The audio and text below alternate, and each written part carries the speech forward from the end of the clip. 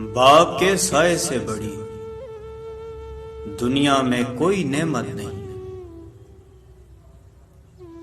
گھر پہ باپ کی آواز بھی بڑی نعمت ہے، اور دروازے کے باہر باپ کی جوتیوں کا اپنا ایک روب ہے۔ باپ ایک ایسی کتاب ہے جس پر بہت سے تجربات تحریر ہوتے ہیں، جو زندگی گزارنے میں رہنمائی کرتے ہیں۔ اس لیے اسے اپنے سے کبھی دور مت رکھیں۔ زندگی اور حالات جب تھکا دیتے ہیں، اس لمحے ابو کی یہ بات ہمت اور حوصلہ بڑھا دیتی ہے کہ میرا بیٹا بہت بہادر ہے۔ بابا، آپ نے دیکھا، اب میں درد چھپانا سیکھ گیا، اب میں مسکرانا سیکھ گیا۔ اگر تم 70 سال تک خانہ کعبہ کا طواف کر کے اس کی نیکیاں اپنے ماں باپ کو ہدیہ کرتے رہو، تب بھی اس ایک آنسو کے قطرے کا بوجھ ہلکا نہیں کر سکتے جو تمہاری بدسلوکی کی وجہ سے تمہارے ماں باپ کی آنکھ سے گرے۔ باپ کے سامنے اونچا نہ بولنا، ورنہ اللہ تم کو نیچا کر دے گا۔ وہ لفظ ڈھونڈتا رہا لرزتے ہونٹوں سے۔ ضعیف باپ نے بیٹے سے بات کرنی تھی۔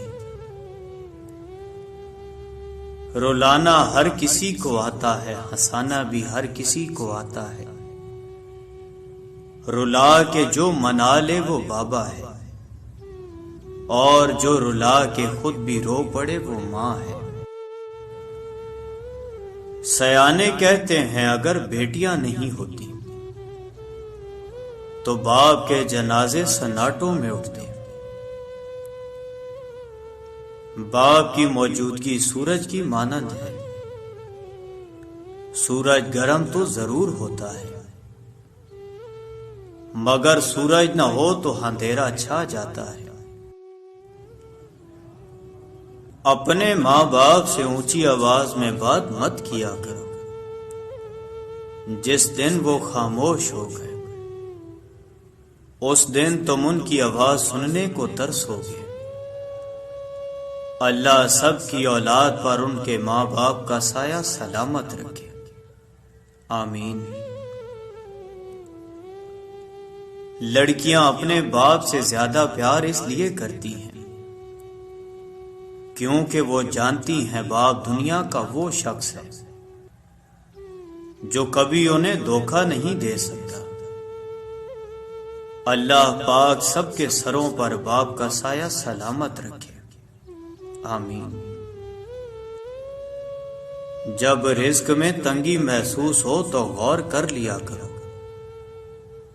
کہ ماں باپ کے لیے دعا کرنا تو نہیں چھوڑ دی۔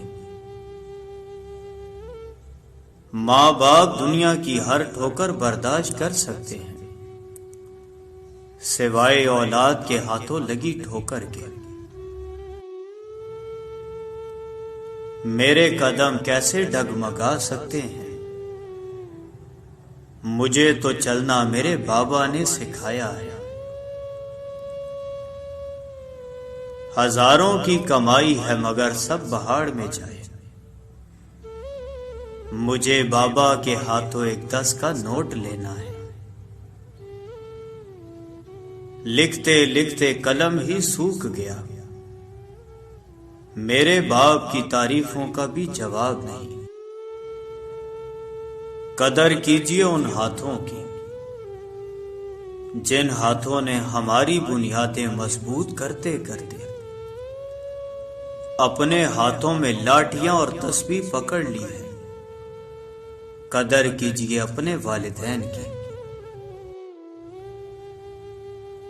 میرے باپ نے کہا تھا کہ اپنے باپ اور بھائی کے علاوہ کسی مرد کے ساتھ بھی کھانا کھاتے ہوئے اپنا بل خود دینا، یہ تمہیں ہر غلط فہمی اور اسے ہر خوش فہمی سے دور رکھے گا۔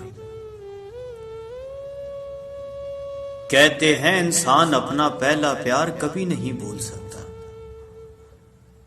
پھر لوگ کیوں اپنے والدین کو بھول جاتے ہیں؟ کہہ رہی ہے مجھے یہ کل کی بہو، آپ میرے میاں کا کھاتے ہیں۔ انسان عمر سے نہیں فکر سے بوڑھا ہوتا ہے۔ ایک عمر اپنے بیٹوں کی انگلی تھامی، پھر بوڑھے نے ایک دکان سے لاٹھی خرید لی، جلا کے پھینک دو ان ڈگریوں کو جو تمہیں تمہارے والدین سے دور لے جائیں۔ جہاں خواب و خیال چھین لیے جاتے ہیں وہاں اس سے کوئی فرق نہیں پڑتا